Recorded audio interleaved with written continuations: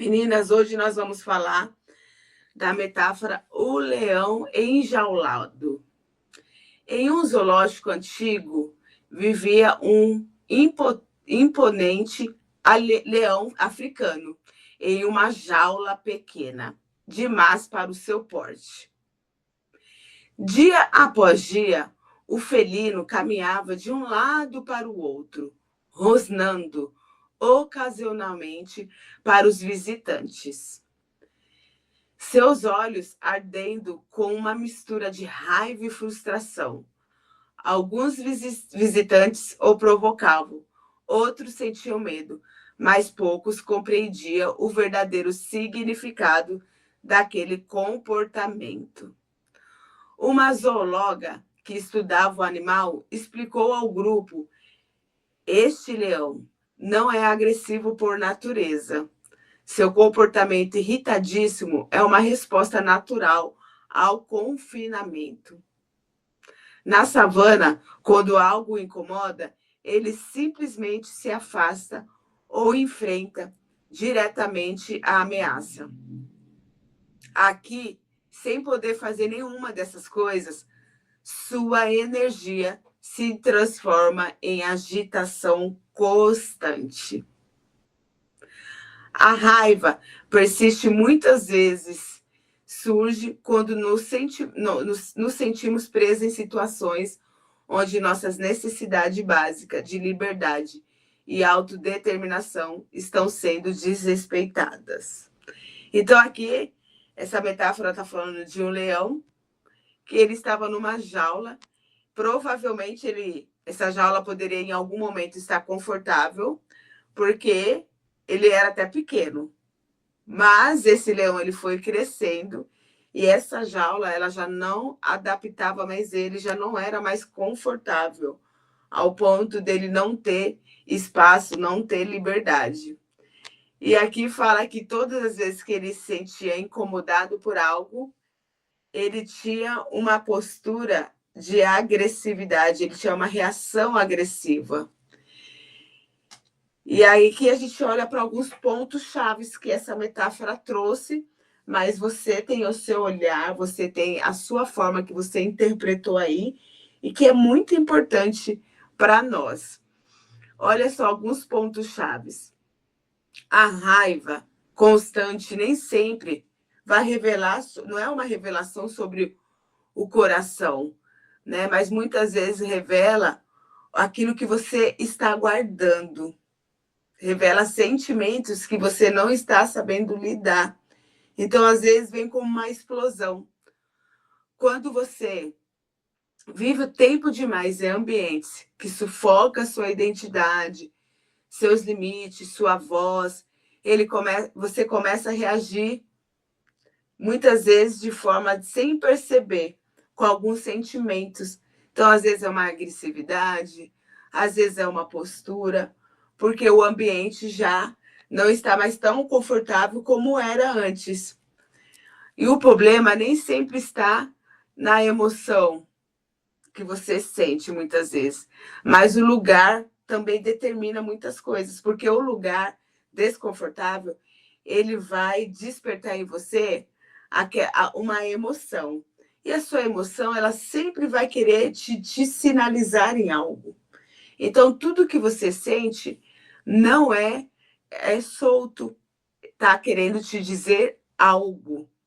E muitas vezes nós ficamos nervosas, né? Muitas vezes mulheres ficam nervosas, ou até parecem serem pessoas difíceis, né? Quem não tem aí um relacionamento que você olha e fala, meu Deus, né? Como a pessoa, de repente, é difícil de lidar. Mas o que acontece? Muitas vezes a pessoa passa em ambientes que acabam diminuindo ela, controlando, e aí ela fica com aquela emoção guardada que ela não consegue se expressar. Eu tinha um colega que eu trabalhava com ele, e, gente, no serviço, ele era uma explosão. Ele era o ogro, ele era, sabe, esse pai pum, ele era muito, muito explosivo. E a gente não entendia. E aí um dia eu tive a oportunidade de conhecer a esposa dele e eu acabei fazendo amizade com a esposa dele. E em algum momento eu estava no mesmo convívio que ele na vida pessoal dele. Gente, quando eu estava com esse camarada e com a esposa dele, esse camarada, ele era outro ser humano. Eu não conseguia entender como ele conseguia ter dois papéis. E aí, assim, com a esposa, sabe, assim, dentro de casa, com a família, né? Ele era uma pessoa que ele não era a mesma pessoa que ele era no trabalho. Ele no trabalho ele era muito reativo. E em casa, né, dentro lá do relacionamento, a esposa dele ela era bem posicionada, ela ditava tudo, ela que fazia acontecia, né? Ela era bem assim, aquelas mulheres, sabe, que tomava frente de tudo.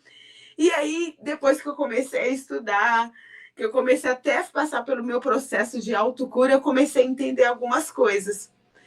Então, às vezes, ali no trabalho, ele conseguia expressar de uma forma tão reativa aquilo que ele reprimia quando ele estava dentro de casa. Porque, gente, ele era outro ser humano. Ele não tinha voz. E eu falo porque eu estive muitas vezes com eles, né? Nos dois ambientes. Eu trabalhava com ele e muitas vezes nós saíamos juntos.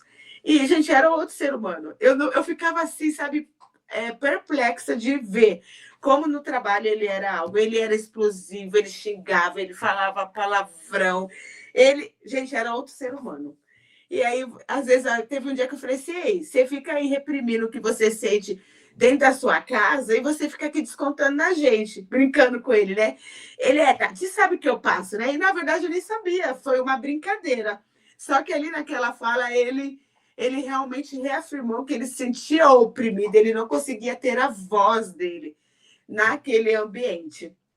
Então, muitas vezes de nós, não sei você, eu como não tinha voz, muitas vezes no cenário onde eu estava, eu buscava um refúgio para isso. Então, às vezes, para mim, era tomar uma cervejinha. Nossa, eu tomava uma cerveja, gente. Sabe essa Tati aqui que vocês veem diariamente? Ela só conseguia ser assim quando bebia. Por quê? Porque eu tinha minhas emoções reprimidas, eu não conseguia ser eu. Eu não conseguia ser expressiva, eu não conseguia falar o que eu queria. Mas quando eu bebia, mas rapaz do céu, era outro ser humano. Por quê? Porque eu tinha uma identidade roubada, eu não tinha, sabe, esse poder de expressão. Então, olhando aqui para esse leão, muitas vezes, se ele estivesse no habitat dele natural, ele não ia ser raivoso, né? Ele tem as defesas dele, né, do ambiente que é necessário de proteção, mas ele não ia ter essa reação tão de raiva e agressivo que ele tinha ali dentro da jaula. E agora, dentro daquilo que eu contei para você, o que que você viu aí na sua história? O que que você percebeu? Qual que é o insight que você teve? Fique à vontade, meninas.